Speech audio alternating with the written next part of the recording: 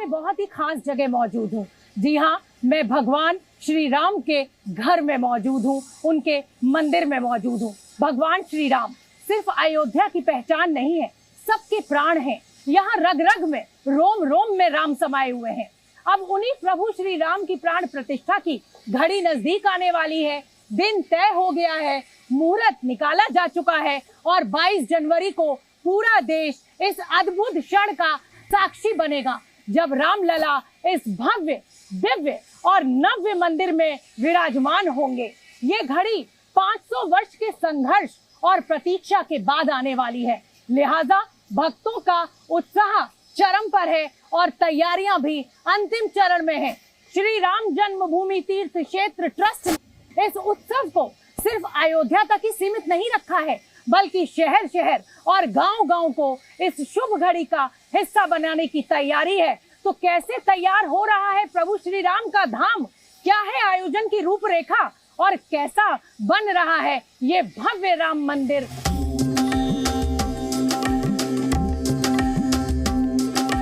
ये सिर्फ मंदिर नहीं है, ये भारत की भावना और भव्यता का प्रतीक है।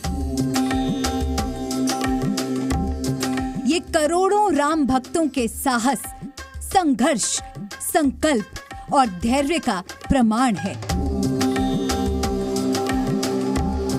ये सनातन संस्कृति और सामाजिक समरसता का सबसे महान स्थल है। इस स्थल पर आना और श्री राम मंदिर को बनते देखना अनोखा अनुभव है। विशाल को जी न्यूज के दर्शक लगातार देखते आए हैं। राम मंदिर में जिस समय प्रधानमंत्री मोदी ने भूमि पूजन किया था, तब से लेकर ये पूरा जो सफर है वो विशाल जी न्यूज के दर्शकों ने आपके साथ देखा है और मुझे लगता है कि आज आपको हमें अंदर जरूर लेके चलना चाहिए विशाल।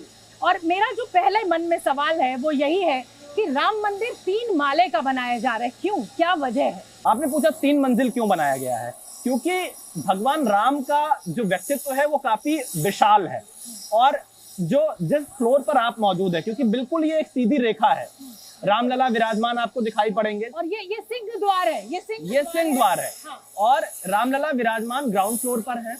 फर्स्ट फ्लोर पे रामलला का दरबार लगेगा, जहां भगवान राम राजा के तौर पर रहेंगे, क्योंकि यहाँ पर जब उनकी वापसी हुई लंका से, जब उन्होंने विजय प्राप्त की रावण पर, तो यहाँ के वो राजा बने, राजा अयोध्या भगवान श्री राम रहे और इसीलिए उनका यहाँ पर पूरा एक राज दरबार लगेगा। लक्ष्मण जी मौजूद रहेंगे, हनुमान जी की प्रतिमा रहेगी, सीता जी मौजूद रहेंगी, भरत जी, शत्रुघ्न जी, इनकी प्रतिमाएं मौजूद रहेंगी और साथ ही जो भगवान राम से जुड़े हुए तमाम लोग थे, क्योंकि भगवान राम का जीवन समरसता के लिए जाना जाता है, एकता के लिए जाना जाता है, उससे बहुत कुछ सीखने को मिलता है। तो उनसे जुड़े हुए सहयोगी, चाहे निषाद राज हो, माता शबरी हो, इन सभी की प्रतिमाएं इस पूरे परिसर में लगाई जानी है। बिल्कुल, तो मैं अपने दर्शकों को बता दूं कि इस समय हम सिंह द्वार पर मैं और विशाल मौजूद है।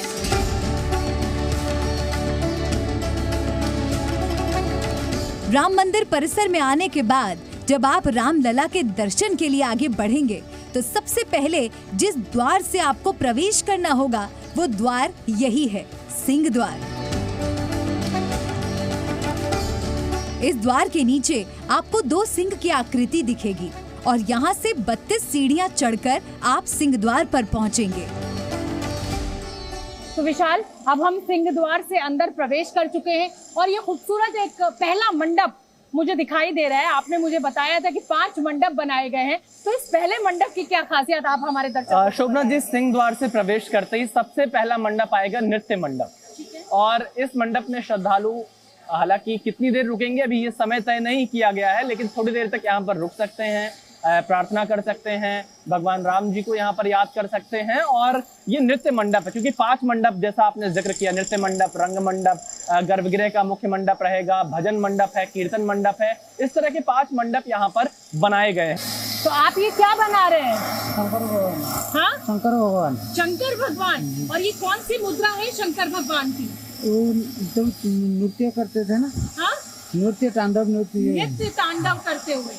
तो ये नृत्य तांडव करते हुए विशाल, ये खूबसूरत जिसको कहा जाए कि तस्वीर और मूर्ति बनाते हुए ये मूर्तिकार मुझे दिखाई दे रहे हैं और बेहद खूबसूरती के साथ, मेहनत के साथ ये तमाम जो कारीगर हैं वो लगे हुए हैं।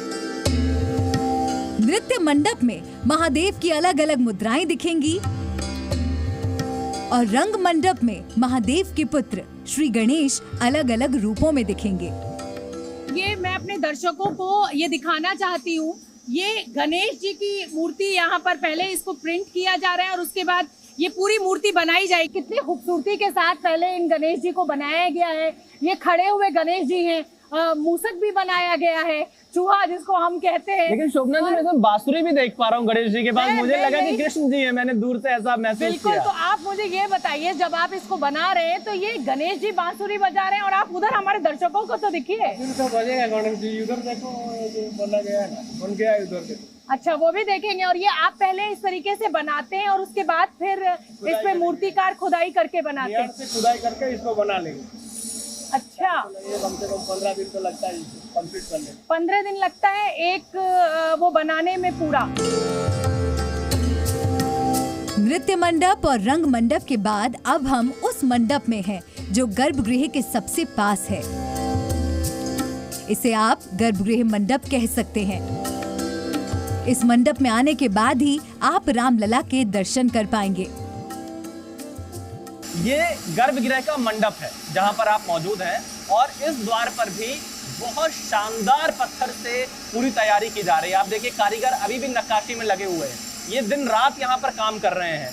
इनकी तस्वीरें आप देखिए किस तरह से लगे हुए हैं और एक एक चीज का बहुत बारीकी से यहाँ पर बहुत ध्यान से काम कर रहे हैं। ये क्योंकि जो आप पत्थर यहाँ पर देख पा रहे हैं, जो पत्थर यहाँ पर मौजूद हैं, ये सब बंशी पहाड़पुर के पत्थर हैं जो राजस्थान से 1989 से ही यहाँ पर मंगाए जाते रहे। जब शिलादान शुरू हुआ जब शिलादान शुरू हुआ था।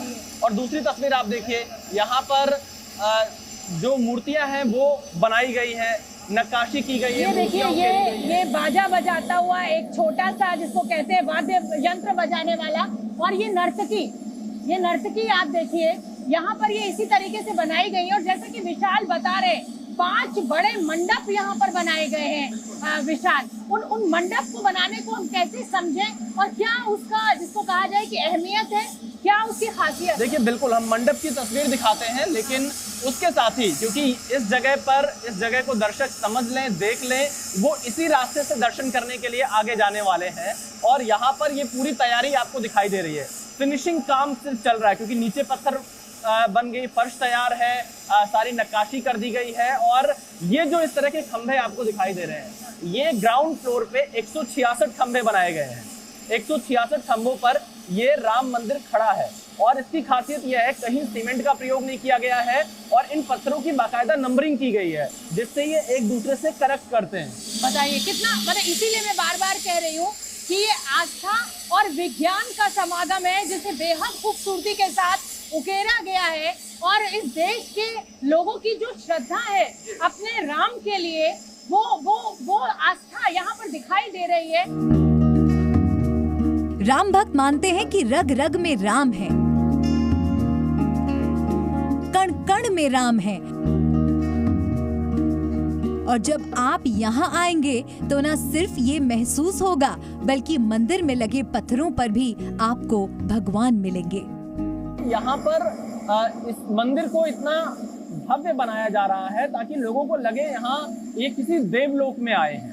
और देवी देवता जो भी भगवान श्री राम से उस समय जो हमने रामायण पढ़ी है, जो हमने देखा है, उसके मुताबिक चित्रों को यहाँ पर उकेरा जा रहा है। वो सारे प्रसंग यहाँ पर लाए जा रहे हैं ताकि ये लगे कि रामायण को जीवंत किया जा रहा है। जो हमने रामायण पढ़ी है अभी तक रामचरितमानस के जरिए, वो रामायण आप यहाँ पर महसूस कर पाएंगे, उन पात्रों को, उन तमाम लोगों से जिसके बारे में हमने पढ़ा है और सुना है। बिल्कुल। और विशाल, यहाँ पर मुझे अपने दर्शकों को ये बताना है कि यहाँ पर बहुत इस समय आपको शोर की आवाज सुनाई दे रही है, पत्थर की घिसाई का काम चल रहा है, फिनिशिंग वर्क चल रहा है, मशीनें कई काम कर रही है। लेकिन ये जो खूबसूरती है, अभी ये फिनिश नहीं हुई है, लेकिन वो आस्था, वो मैं बता नहीं सकती हूँ कि किस तरीके की भावना इस समय मेरे और विशाल के मन में उठ रही है। और जिस दिन इस गर्भगृह में रामलला विराजमान हो जाएंगे, उस दिन तो फिर क्या कहना विशाल। बिल्कुल। और देखिए, ये मैं फर्श दिखाना चाहती हूँ कि किस तरीके से नक्काशी की जा रही है। बैठिए विशाल, और देखिए ये कितनी खूबसूरती के साथ ये पूरी कटिंग की गई है। ये अभी इसमें मुझे लगता है कि रंगीन पत्थर इसमें लगाया जाएगा, तो ऐसा नहीं है कि सिर्फ खंभे, छत और दीवारों पे ध्यान दिया गया हो, उस फर्श को भी बेहद खूबसूरती के साथ यहाँ पर बनाया जा रहा है। ये देखिए, मैं साफ करके वो रंग भी थोड़े से दिखाना चाहती हूँ अपने दर्शकों को। ये देखिए, तो ये देखिए, ये इस तरीके के जो फूल बन रहे हैं वो फिर अब यहाँ पर भी बनाए जाएंगे। सोचकर देखिए, 500 वर्ष पहले बाबर के तोपों ने अयोध्या में जिस स्थान पर रामलला का मंदिर तोड़ा था, वहीं पर भव्य राम मंदिर का निर्माण हो रहा है।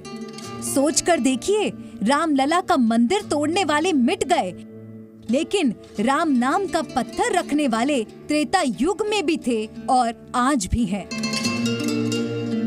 तब राम नाम के पत्थर से समुद्र में राम सेतु बना था।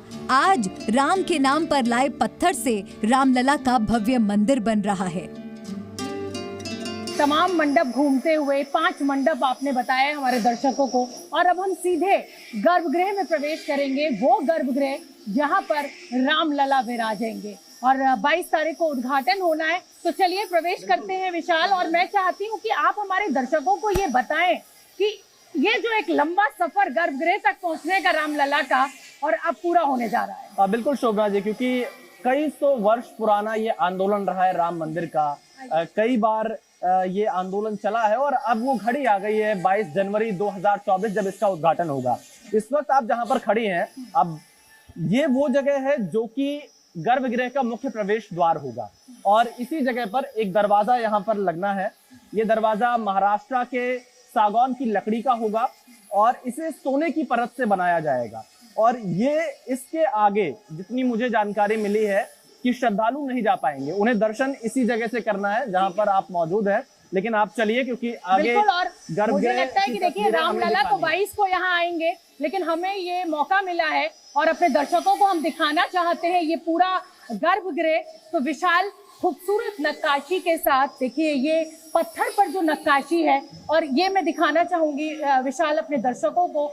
ये यहाँ पर बिल्कुल रामलला विराजेंगे और ये फूल यहाँ पर चढ़ाए गए हैं, झंडा यहाँ पर लगा हुआ है।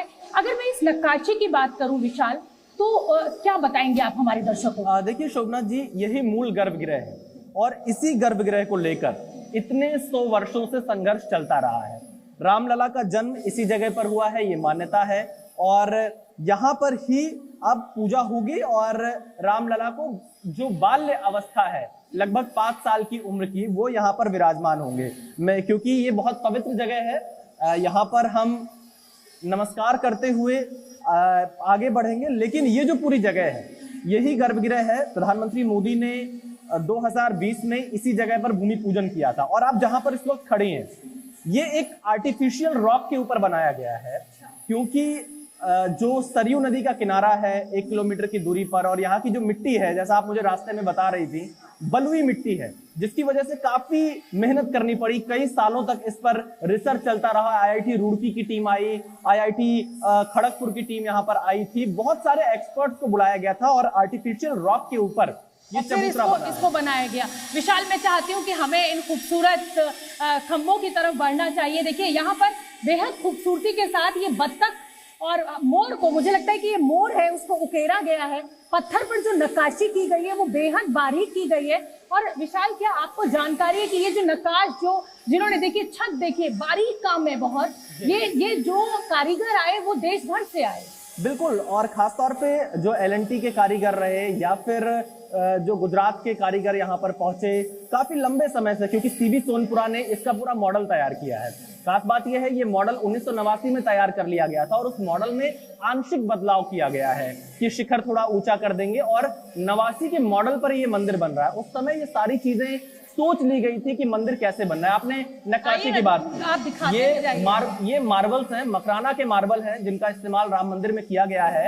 और खास बात यह है कि इस मंदिर में कहीं भी ईंट का प्रयोग नहीं किया गया है, सिर्फ पत्थरों से ये मंदिर बन रहा है, सीमेंट का प्रयोग नहीं किया गया है। गर्भगृह में 51 इंच यानी 4 फीट 3 इंच के रामलला विराजमान होंगे, और जिस स्वर्ण जड़ित चबूतरे पर वो बैठेंगे उसकी ऊंचाई 4 फीट 2 इंच होगी। इस ऊंचाई का लाभ ये होगा कि श्रद्धालु अच्छी तरह से रामलला के दर्शन कर सकेंगे। राम मंदिर को नागर शैली में बनाया जा रहा है।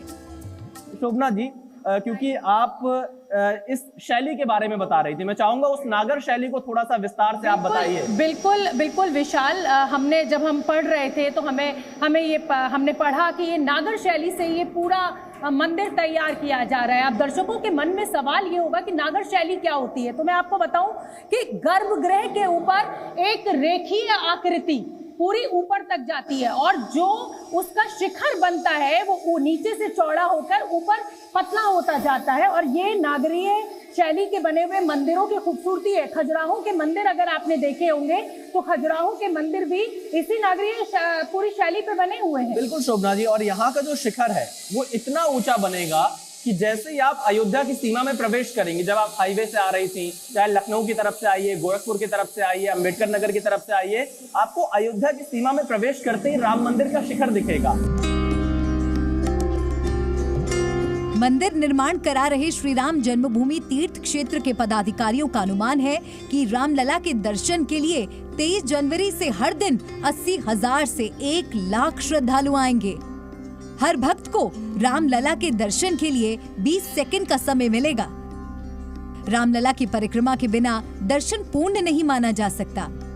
इसलिए अब आपके लिए ये जानना जरूरी है कि जब आप राम मंदिर आएंगे तो परिक्रमा कहाँ होगी, कैसे होगी।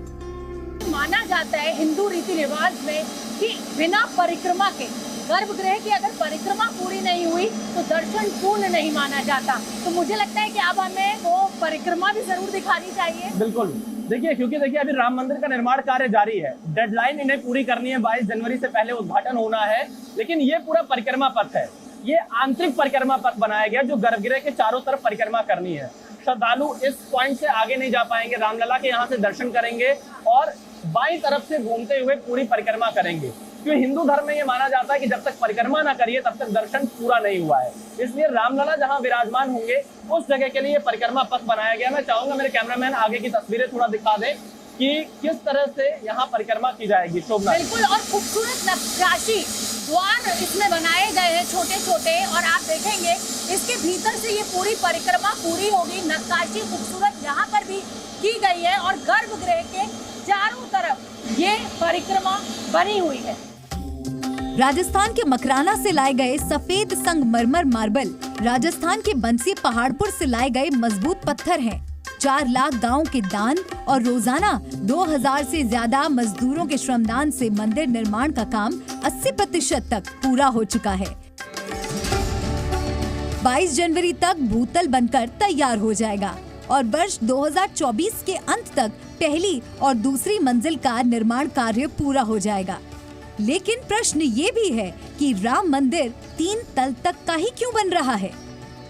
जो राम मंदिर है इसको 3 माले का क्यों बनाया जा रहा है, इसके पीछे क्या वजह है? देखिए अलग अलग यहाँ पर नीचे रामलला विराजमान होंगे। पहली मंजिल पे रामलला का पूरा दरबार, जो राजा राम है, क्योंकि जन्म यहाँ पर हुआ, लेकिन जन्म के बाद जब वो राजा बने तो उनका दरबार भी यहाँ पर बनना है। पहली मंजिल पे दरबार बनेगा। जो दूसरी मंजिल है उस पे बहुत सारे जो उनके सहयोग के साथ में रहे, जो उनकी यात्रा अयोध्या से लंका तक की हुई, वनगमन जो उनका था, उस दौरान उनसे जो लोग मिले, और एक पूरा राम राज्य को यहाँ पर दिखाया जाएगा, उनके आदर्शों को दिखाया जाएगा। और इसीलिए ये 3 मंजिला मंदिर बन रहा है। एक जगह राम का दरबार होगा, नीचे रामलला विराजमान है, ऊपर और भी चाहे वो लक्ष्मण जी हों, भरत जी हों, शत्रुघ्न जी हों, इनकी भी मूर्तियां यहाँ पर विराजमान होंगी। राम मंदिर के निर्माण की कहानी तो आपने देख ली, लेकिन राम भक्तों के काम की एक ऐसी जानकारी जिसके बारे में बताना जरूरी भी है और हमारी जिम्मेदारी भी। ये जानकारी है राम मंदिर परिसर में उनके प्रवेश से जुड़ी, यानी श्रद्धालुओं को राम मंदिर परिसर में प्रवेश के समय किन प्रक्रियाओं से गुजरना होगा। ये जो बिल्डिंग आप बनती हुई देख रही हैं गर्भगृह के ठीक सामने, हाँ। इस जगह पर आम लोग आएंगे, उनकी चेकिंग होगी और उसके बाद आगे बढ़ पाएंगे, क्योंकि मंदिर का प्रांगण यहाँ से शुरू होता है, जहाँ ये पहली सीढ़ी है, जहाँ पर आप मौजूद हैं, और इस सीढ़ी से ही मंदिर का प्रांगण शुरू होता है। सामने चेकिंग पॉइंट होगा और एक वो जो रास्ता आप पीछे देख रही हैं, हाँ। वो रास्ता बिरला धर्मशाला की तरफ से सीधे आएगा और इसी रास्ते से आम श्रद्धालु यहाँ पर दर्शन के लिए पहुंच पाएंगे। और ये रास्ता पूरी तरह से खोल दिया जाएगा। पहले 16 लाइन होगी, ठीक है, और उसके बाद जब और नजदीक आ जाएंगे रामपथ से 8 लाइन बचेगी और 8 लाइन के बाद फिर यहाँ से अलग अलग लाइन, 2 लाइन या 3 लाइन, 4 लाइन करके लोग दर्शन के लिए पहुंचेंगे। 22 जनवरी को प्रधानमंत्री नरेंद्र मोदी जब रामलला की प्राण प्रतिष्ठा के लिए आएंगे तो किस रास्ते से आएंगे, किस द्वार से आएंगे, ये जानकारी भी आपको पहली बार जी न्यूज के जरिए मिलने जा रही है। अब आपका अगला सवाल है प्रधानमंत्री कहाँ पर आएंगे। प्रधानमंत्री नरेंद्र मोदी इस रास्ते से आएंगे। मैं इधर कैमरामैन से कहूँगा दिखाएं।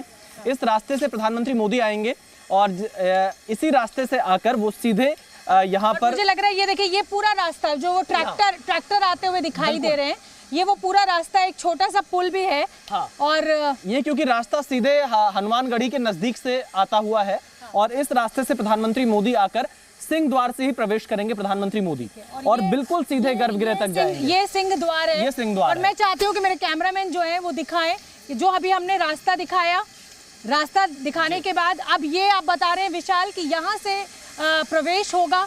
हाँ, और सिंह द्वार है, यहाँ से प्रधानमंत्री मोदी प्रवेश करेंगे। लगभग 5000 की संख्या में साधु संत उस वक्त यहाँ पर मौजूद रहेंगे। तो मुझे लगता है जो शंकराचार्य होंगे, जो प्रमुख साधु संत हैं, वो गर्भगृह के पहले वाले मंडप तक जरूर मौजूद रहेंगे, क्योंकि साधु संतों की मौजूदगी के बिना राम मंदिर का जो उद्घाटन है वो थोड़ा फीका लगेगा और इसीलिए उन्हें अंदर बैठाने की भी हमें लगता है, हालांकि इसकी आधिकारिक पुष्टि नहीं की गई है, जो जानकारी मिल रही है प्रमुख साधु संत मंदिर के अंदर मौजूद रहेंगे जब मुझे लगता है ये जो पूरा मंदिर का प्रांगण है उस दिन ये फूलों से सराबोर होगा, खूबसूरत यहाँ पर पूरा डेकोरेशन किया जाएगा। श्री राम के जन्म स्थान पर बने भव्य मंदिर में आने से आप सिर्फ 60 दिन दूर हैं। हम इस दूरी को मिटाना चाहते हैं। हम चाहते हैं कि इन 60 दिनों में राम मंदिर से जुड़ी हर नई जानकारी के लिए आप जी न्यूज से जुड़े। जी न्यूज।